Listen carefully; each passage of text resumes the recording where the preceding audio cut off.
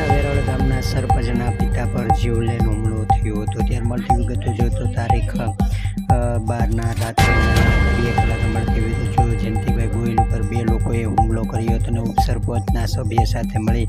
લાકડા ધોકાવડે જીવલેણ હુમલો કર્યો હતો અને તેથી જેમને સારવાર માટે આટકોટની કેડીપી હોસ્પિટલે રિફર કરવામાં આવ્યા હતા અને માથા અને હાથના ભાગે ઈજા પહોંચી હતી। સરપંચના પિતા જયંતિભાઈ ગોહિલે જણાવ્યું હતું સરકારી કામના રૂપિયાના કારણે આ જીવલેણ હુમલો થયો હોવાનું જાણવા મળે છે અને ઘટના સ્થળે પોલીસ અને તપાસ હાથ ધરવામાં આવી હતી અને જે વેરાવળ ગામના સરપંચના પિતા પર જીવલેણ હુમલો કરવામાં આવતા તેમને સારવાર માટે આટકોટની હોસ્પિટલ ખાતે ખસેડવામાં આવ્યા હતા અને ઘટના સ્થળે પોલીસ દોડી જઈ અને તપાસ પણ હાથ ધરવામાં આવી હતી અને વેરાવળ ગામમાં